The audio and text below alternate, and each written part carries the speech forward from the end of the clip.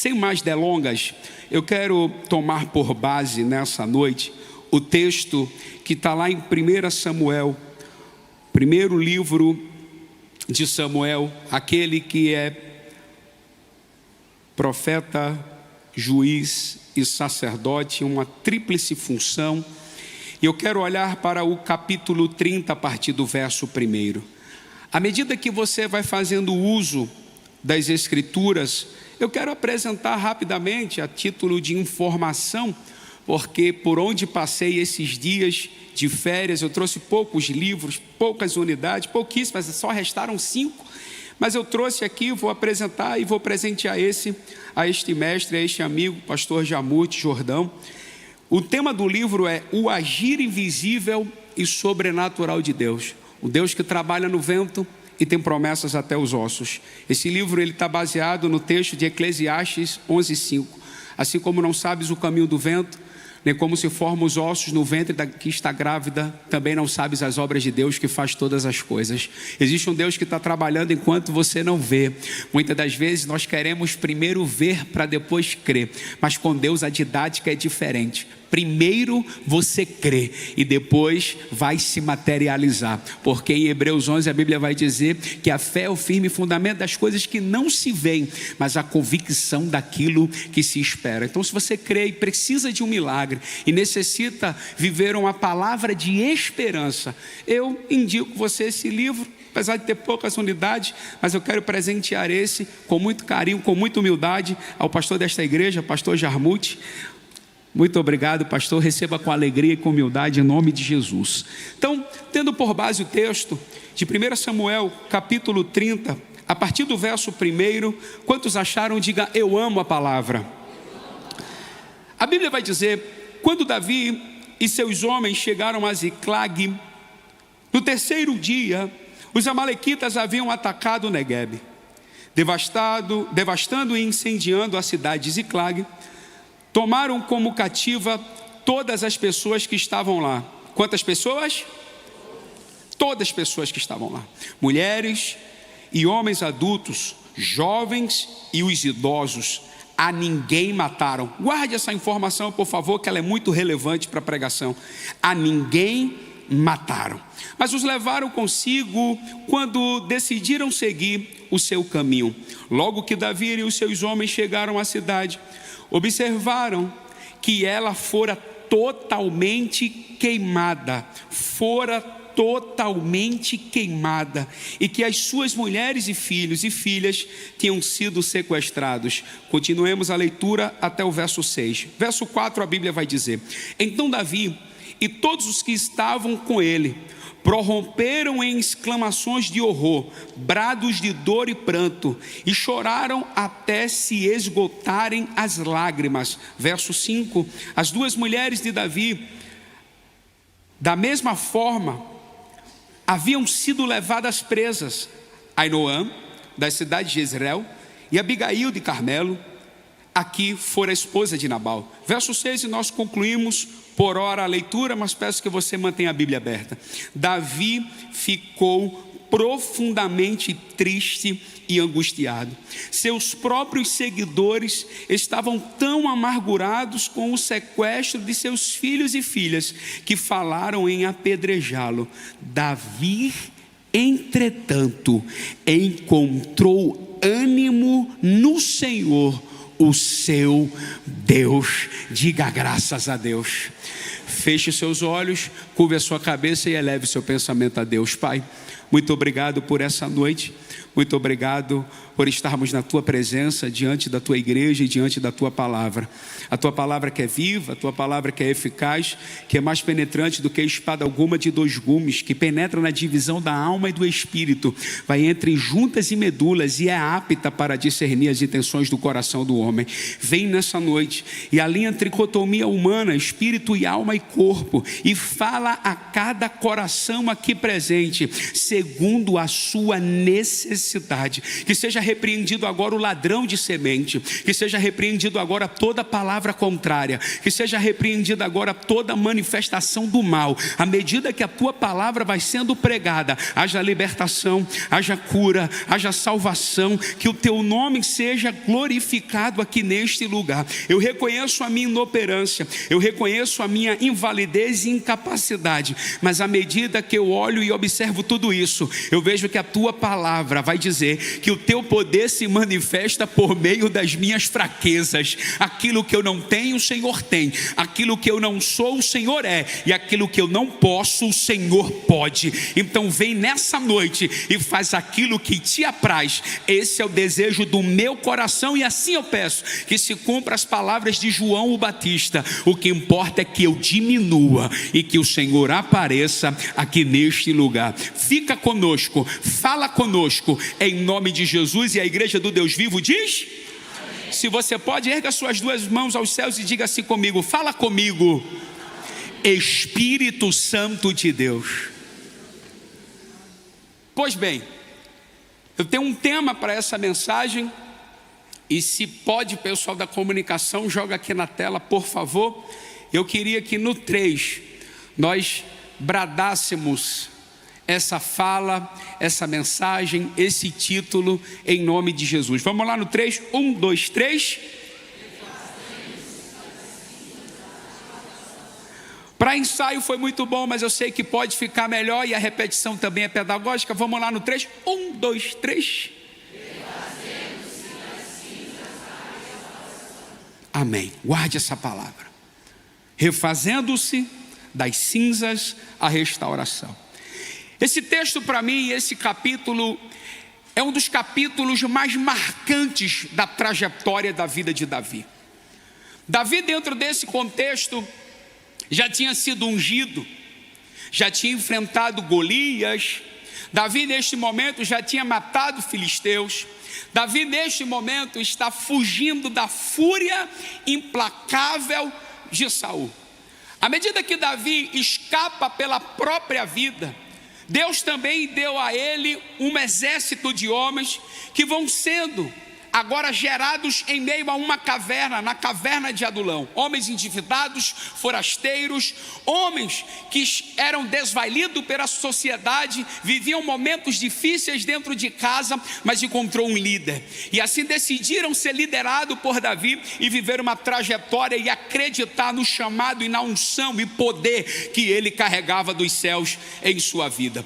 À medida que Davi vai vivendo sua trajetória, à medida que Davi vai avançando, ele também está fugindo da perseguição implacável de Saul. Pois bem, por um tempo ele foi até abrigado na terra dos filisteus, e esse é o momento que Aquis, um dos príncipes dos filisteus, ele está abrigando Davi, e à medida que ele abriga Davi em Ziclag, Davi também se coloca à disposição para lutar as guerras de Aquis.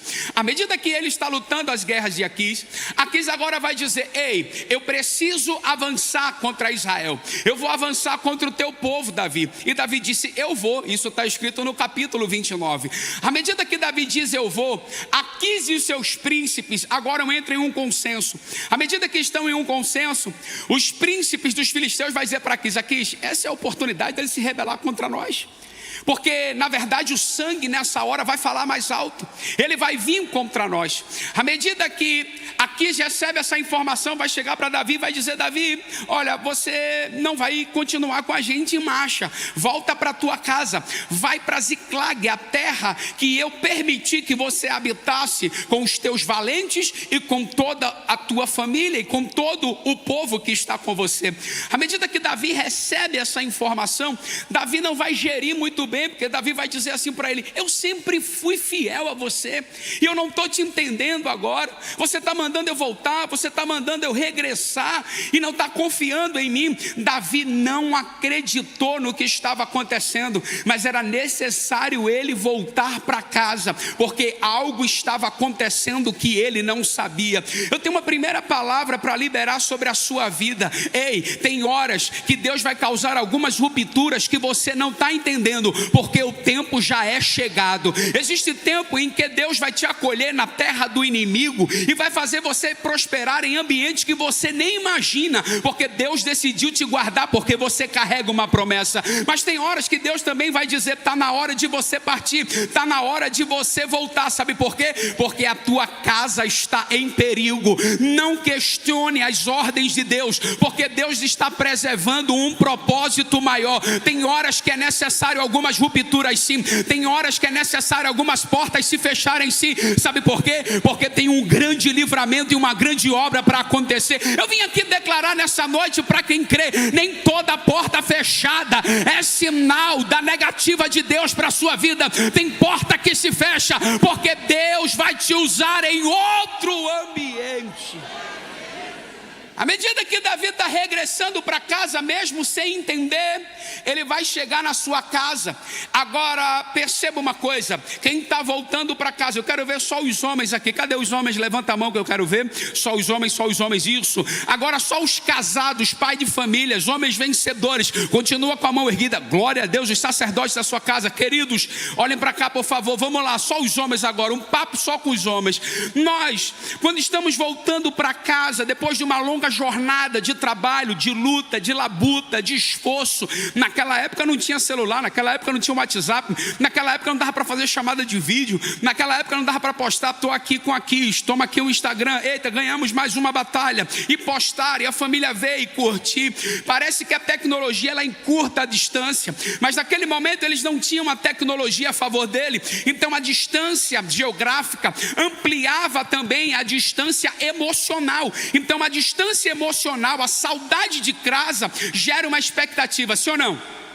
Então a saudade de casa gerou uma expectativa no coração daqueles homens, e eu imagino eles dizendo: ei, chegar em casa eu vou ver a patroa, aleluia, chegar em casa eu vou ver as crianças, vão vir correndo, vão me abraçar, chegar em casa, aleluia, é ela que se prepare, chegar em casa eu vou matar a saudade, vou levar ela para passear, chegar em casa sou eu que vou levar os filhos para a escola, chegar em casa eu vou começar a contar os feitos de guerra, chegar em casa eu vou querer viver tudo aquilo que eu não vivi, porque eu estava trabalhando, estava no campo de batalha. É assim ou não? Quando nós amamos a nossa casa, nós queremos voltar para casa, para poder abraçar quem nós amamos. O lar deixa a saudade. Meu irmão, eu estou de férias, mas eu estou doido para voltar para casa, porque não tem nada melhor do que o meu lar. Apesar de estar com a minha esposa, meu filho ficou lá, o meu garotão ficou lá, o meu bebê de 22 anos está lá, e eu preciso voltar, que eu quero abraçar o meu filho, eu quero dar um cheiro nele. Ele está para casar, está doido para casar, está doido para ir embora, e a gente fica: vai, não vai, não vai, porque a gente quer ter perto, a gente quer ter do lado. Os nossos filhos parece que nunca crescem. Então eles estão voltando agora, estão voltando com a expectativa no coração, a expectativa elevada de poder dar um abraço, de poder sentir o cheiro, de poder sorrir, de poder se alegrar. Mas quando chegam de longe, só vem fumaça, só vem destruição. É quando a expectativa é frustrada. Não tem nada pior na vida do que a expectativa frustrada.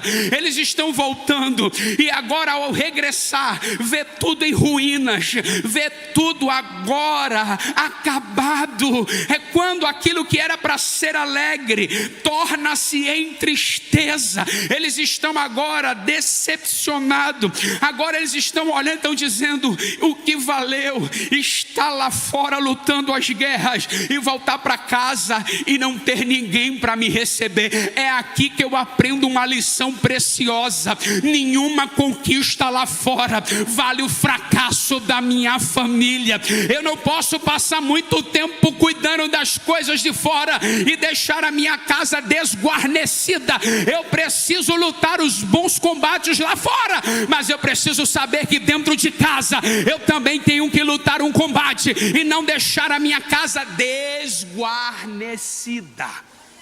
A casa dele agora foi saqueada. Há um grande sequestro. É quando os sonhos agora estão em ruínas. É quando tudo que nós construímos está destruído. E não tem coisa pior do que isso. A Bíblia vai dizer que naquele momento houve um grande sequestro. Grite após mim: sequestro. O sequestro, ele não está dotado de homicídio. Aqui eu aprendo uma verdade: Deus põe limite ao teu adversário.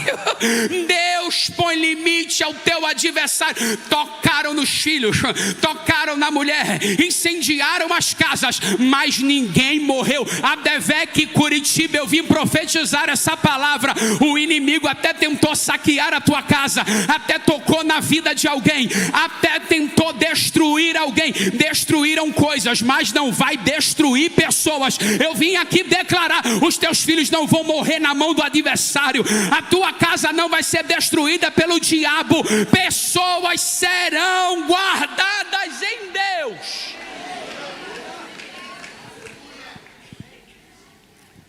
Eles estão sequestrados, mas ainda assim estão guardados. Eles estão guardados porque Deus põe limite no amalequita. Deixa eu dizer uma coisa para você: entre você e o adversário existe um Deus que te guarda.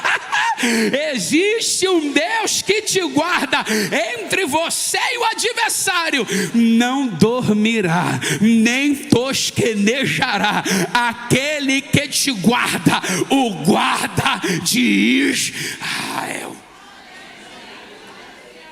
Davi agora, ele começou a chorar. Quem disse que homem não chora?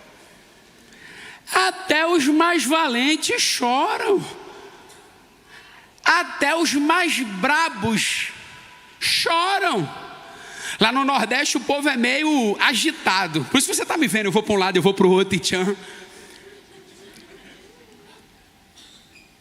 Lá, diabo é ruim ao ponto de matar o outro na faca cega.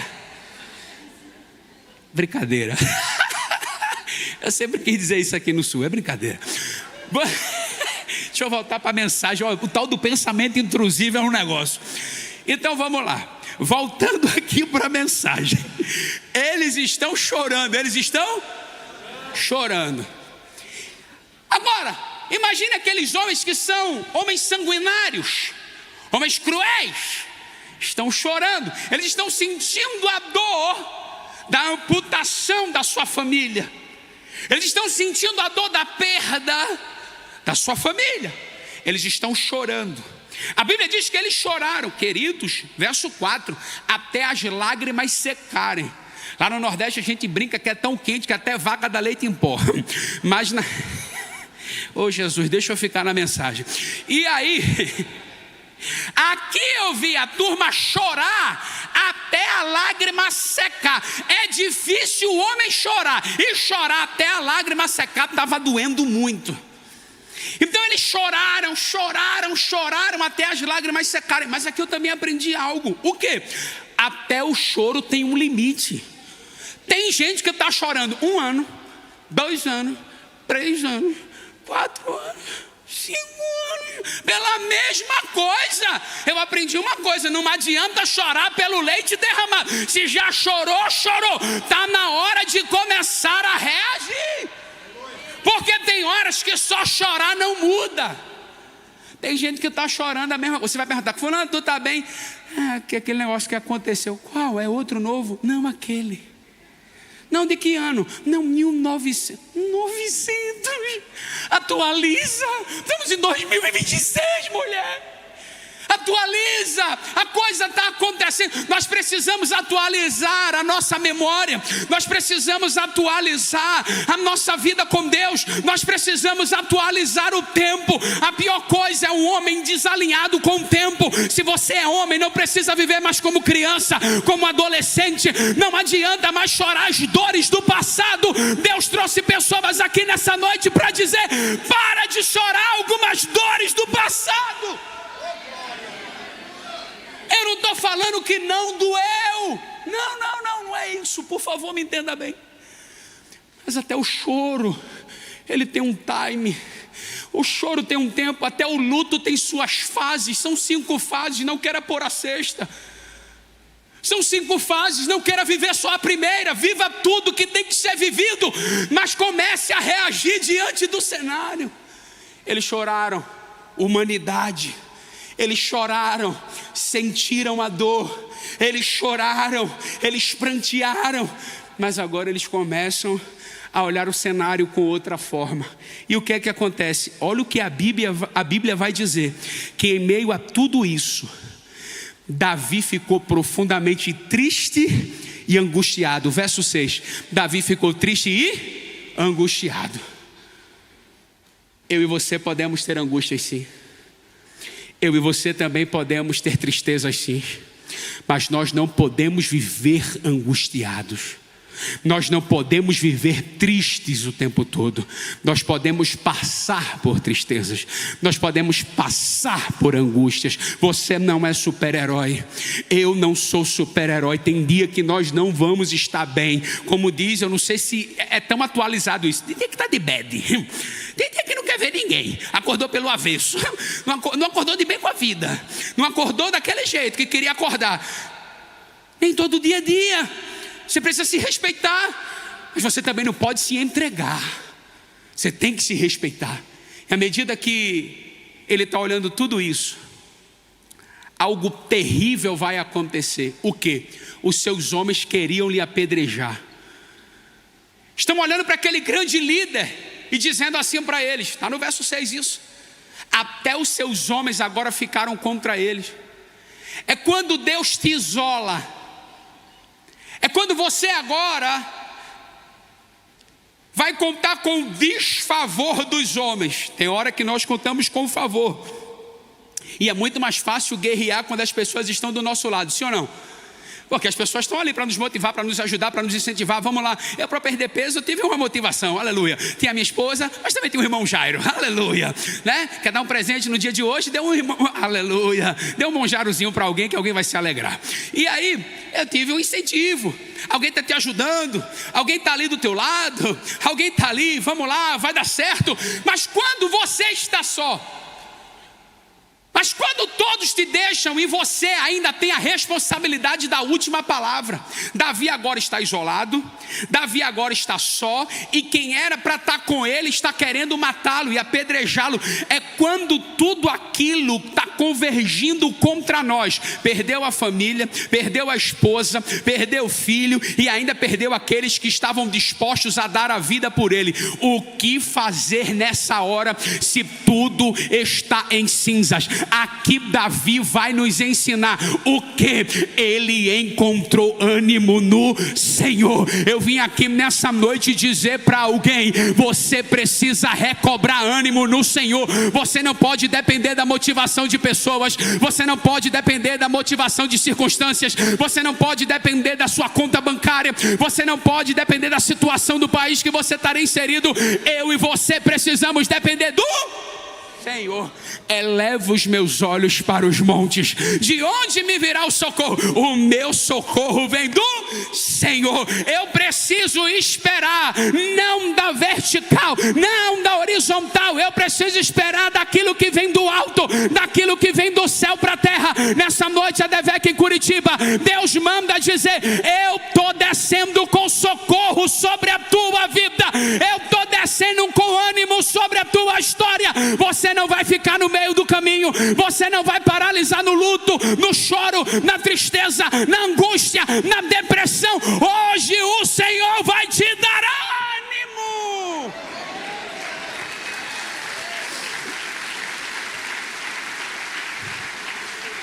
Tem horas que é necessário você se refazer. Tem horas que é necessário você aprender a depender de Deus.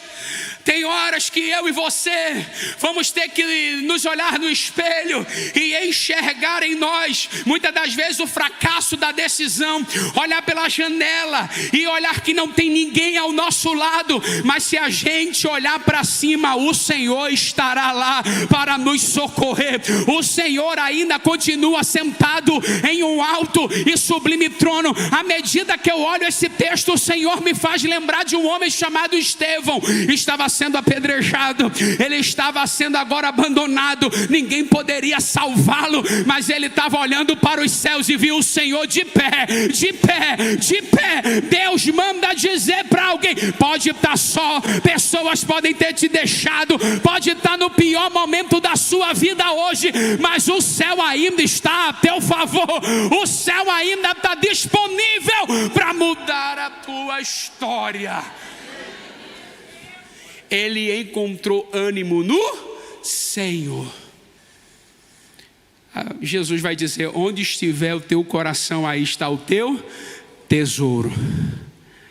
No inconsciente de Davi, a última esperança dele revelou o coração. Qual? A esperança dele é o Senhor. Quando as coisas apertam, onde está o nosso coração?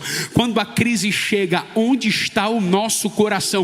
Quando as circunstâncias nos diz não, onde está o nosso coração? E agora eu começo a encerrar. Davi pegou, encontrou ânimo no Senhor, ele se fez igual Jeremias. Deus falou para ele: vai e desce. Desce aonde? Vai na casa do oleiro. Você vai ver o trabalho da mão do oleiro. Davi está quebrado, mas na olaria tem conserto.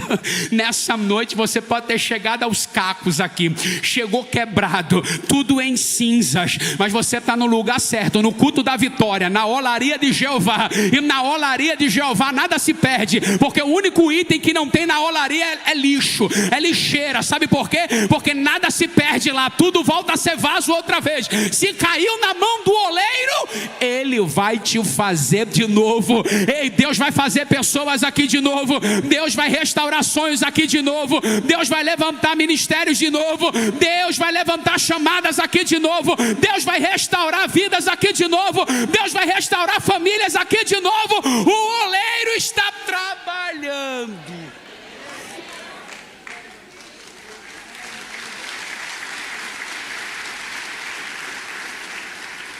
Bem, à medida que ele começa a se refazer, ele vai se refazer no Senhor. Aí ele chega para Abiatar, o sacerdote, verso 7 e verso 8. Ele diz assim: Abiatar, pega a estola, porque eu vou consultar ao Senhor. Sabe o que Davi está me ensinando, te ensinando nessa noite? Que aquilo que a espada não resolve, aquilo que a roupa de guerreiro não resolve, a estola sacerdotal resolve. Ele está dizendo para mim e para você: tem hora que você não pode confiar na força do teu braço, você não pode mais confiar no teu dinheiro, você não pode confiar em pessoas, mas se você decidir entrar na presença de Deus, vai ter socorro, vai ter escape, vai ter livramento, vai ter resposta. Ele bota a roupa sacerdotal. 3 coisas no mínimo essa roupa representa. Primeiro, santidade. Qual é a primeira? Santidade, separação. Ele está dizendo assim: deixa eu me separar um pouco aqui da minha humanidade e entrar num nível espiritual diferente. Sabe o que Deus está dizendo? Para de guerrear coisa no campo natural, eleva o nível dessa guerra, eleva o nível dessa guerra. Fala para os 5 que está do teu lado: eleva o nível dessa guerra, eleva o nível dessa guerra, eleva o nível dessa. Tira essa guerra do âmbito natural e leva para o âmbito espiritual. Santidade, ele separou a coisa. Humildade, humildade de reconhecer que ele não é super-herói, que tudo resolve na força do seu braço, na funda, na espada, no escudo. Ele entendeu isso, humildade. Ele foi humilde para isso. Isso está representando que Davi, ao botar aquela estola, ele se vestiu de santidade, humildade, para poder entrar na presença de Deus. Sabe qual é o problema? Tem gente que está na pior, mas não consegue vir por baixo. O negócio está difícil, mas até para pedir não sabe pedir. Vem por cima para pedir a Deus. Bota Deus na parede. Não, com Deus não funciona. Tem que vir por baixo. Ele está dizendo: Deus, eu não aguento. O Senhor sabe, eu amo a minha família. Eu sei que eles estão em perigo. Vem e me socorre, faz algo novo. Ei, sabe o que está acontecendo naquele momento? Ele está nos ensinando a elevar o nível da guerra. Pois bem, verso 8, a Bíblia vai dizer que ele faz 2 perguntas ao Senhor, e o Senhor responde com 3 respostas. 2 perguntas ele faz, Deus vai responder 3 coisas. 2 perguntas. Qual é a primeira pergunta que ele vai fazer? Perseguirei a esse bando de invasores? Segunda pergunta: alcançá-lo-eis? A resposta que vem de Deus: sim, persegue-os, porque certamente o alcançarás e os libertarás. Persegue-os, porque certamente o alcançarás e o libertarás. Eu vim aqui profetizar essa palavra para a tua vida. Deus não mandou você parar, Deus não mandou você retroceder. Deus está dizendo: persegue. Você não vai abrir mão daquilo que Deus te deu. Deus está dizendo para você: pode perseguir, porque eu vou te dar força. Eram 3 dias de diferença entre Davi e os homens que saquearam, e eu libero essa palavra e é profética. Levanta 2 mãos que eu vou profetizar. Lá vai a primeira palavra para você alcançar os teus objetivos. Deus vai paralisar os teus adversários e vai dar força a você. Deus vai ter que parar o inimigo, mas você vai avançar em direção daquilo que é seu.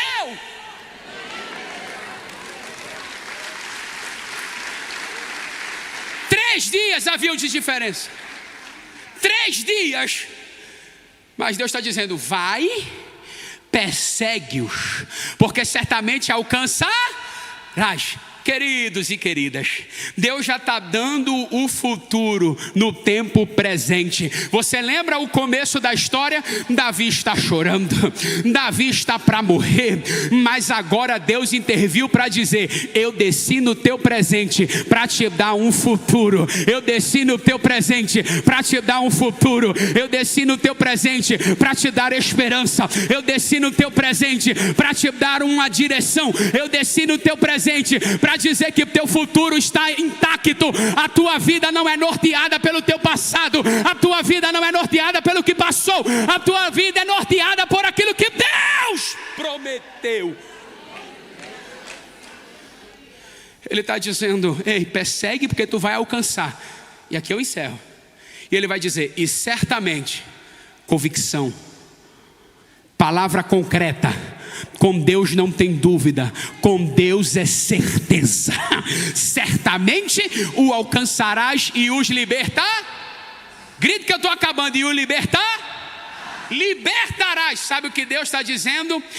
Era a posse deles, mas não era direito deles. Pastor, como assim? Vamos lá. Direito e posse são coisas diferentes. Eu estou diante de um jurista. Pastor Jarmuth também, em um de muitos estudos dele, também é formado em direito. Estou certo, pastor? Direito e posse são coisas diferentes. Estou certo? Direito é aquilo que é meu de forma legítima. E posse é aquilo que está na minha mão por um tempo. Pode ser legítimo ou indevido. O sequestro deu a posse àqueles homens, mas era legítima a posse? Sabe o que Deus está dizendo? A tua casa, a tua família, os teus sonhos, os teus projetos, aquilo que eu confiei na tua mão é teu por direito. Ainda que o diabo por um tempo colocou a mão, ele pode até estar de posse. Pastor, meu filho se desviou, está na posse do inimigo, mas não é direito dele. Pastor, meu marido ainda não é crente. Ei, é posse, está na mão do inimigo, mas ainda pertence a Deus, porque tem promessa. Eu vim aqui dizer para você que você vai alcançar aquilo que é teu por direito. Aquilo que é teu por direito vai voltar para tua mão. ADVEC Curitiba, prepare-se. Está chegando um tempo de restauração, um tempo de restituição. Deus vai restituir, vai voltar para a tua mão, vai voltar para a tua mão. A igreja de pé comigo, por favor. Vai voltar para a tua mão. A verdade é que agora Davi está se empenhando, se esforçando para ir buscar isso. Nada vem de mãos beijadas, nada vem fácil. Existe uma promessa, diga-se comigo, existe uma promessa. Mas entre o cumprimento da promessa existe uma coisa chamada processo. Deus promete, mas eu e você decidimos enfrentar ou não um processo para que tudo aquilo se cumpra. Davi prontamente saiu em perseguição. Agora imagine você ir perseguir aquilo que você não sabe nem para onde foi. Você está correndo atrás daquilo que não sabe nem para onde foi, mas Deus sabe exatamente onde está. Tem coisas que fugiram tanto do nosso controle que a gente diz, não sei o que vai nem como acontecer, mas Deus está dizendo, eu não perdi de vista, eu sei onde está, eu sei como recuperar e eu vou te guiar nesse processo. O Deus que te dá força é o Deus que te guia nesse processo. O Senhor guiou Davi e seus homens. Eles vão encontrar um servo egípcio, um homem abandonado à beira do caminho, que foi largado pelos amalequitas, e agora ele vai cuidar. Ei, fique atento aos sinais que Deus vai te dar ao longo do caminho. Deus vai te aproximar de pessoas que aparentemente não tem nada para te oferecer, mas vai ser o GPS para o destino que Deus já traçou para a tua vida. Não menospreze as aparências de algumas pessoas que Deus vai te colocar ao longo do caminho. Isso é profético para a vida de alguém. Deus vai te apresentar pessoas que você não sabe nem de onde vem, nem para onde vai, mas vai ser alguém que quando você se aproximar, que você cuidar dela, ela vai ser o escape e a solução para a tua vida. Ela tem um mapa, ela tem um GPS para apontar para onde os amalequitas foram, e à medida que ele começa a tratar do homem, eles vão chegar até onde os amalequitas estão. Agora, queridos, depois você lê em casa, você vai ver que os amalequitas estão comemorando. Eu não sei qual ritmo eles dançavam, mas eles já estavam tudo mamado, já estava tudo comemorando, já estavam celebrando, porque deram por perdido tudo aquilo a qual Davi tinha deixado em casa e eles tinham conquistado. Já estavam comemorando. Eu imagino eles comemorando e não sabiam que Deus já tinha levado Davi para aquele ambiente. Agora observe algo muito importante, aqui eu concluo. Davi atacou aqueles homens de surpresa. Davi atacou aqueles homens de surpresa. Deus deu força para a caminhada, mas também deu força para o ataque, e eles foram lá e restituíram e tomaram a posse de tudo aquilo que era seu. Deus está dizendo, continue lutando, porque eu vou esforçar os teus braços, eu vou fortalecer as tuas pernas, eu vou te dar entendimento, sabedoria, discernimento, eu vou colocar as palavras corretas na tua boca, eu vou te usar naquele campo de batalha, e você vai tomar posse de tudo aquilo que é teu de novo. Chegou um tempo de restituição, pastor Jarmuth, isso aqui é muito claro no meu coração, e diante desta palavra, está chegando o tempo de restituição e restauração nos lares, desta casa, desta igreja, das famílias aqui presentes. Deus está dizendo, eu vou restaurar o teu lar, a tua casa, a tua família. Tinha tudo para terminar em tragédia, tinha tudo para terminar em morte, o inimigo já celebrava ao fim, mas 3 dias de vantagem não foi o suficiente. Aí o Espírito de Deus me fez lembrar, o que, pastor? Sexta-feira da crucificação, está todo mundo celebrando, o inferno, a capetada, os inimigos do Senhor estão tudo celebrando. Eita, ele morreu, cadê o rei dos judeus? Não era ele que veio salvar o seu povo? Está todo mundo celebrando, mas ninguém imaginava que estava chegando o domingo. Ninguém imaginava que estava chegando o 3º dia. Sabe o que Deus te trouxe aqui para te dizer? Ei, não importa a distância de tempo, vai chegar o 3º dia na tua vida, e você vai alcançar as promessas e os objetivos que eu tenho para você e toda a sua casa. Queridos, tinha tudo para terminar em tragédia, tinha tudo para terminar em morte, e a Bíblia vai dizer, verso 18: assim Davi recuperou tudo quanto os amalequitas haviam tomado, também libertou as suas esposas, de modo que nada lhes faltou. Nada lhes faltou. Nada lhes faltou. Deus está dizendo, vai voltar do mesmo jeito que foi. Deus está dizendo: eu não permiti danos.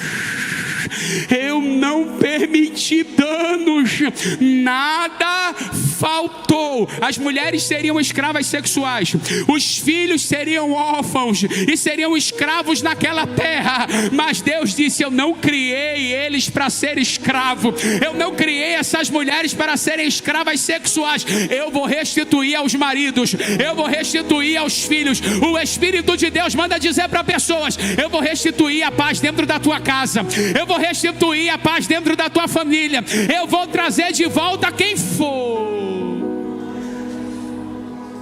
Só que aqui o que eu acho interessante, meu irmão, é verso 20.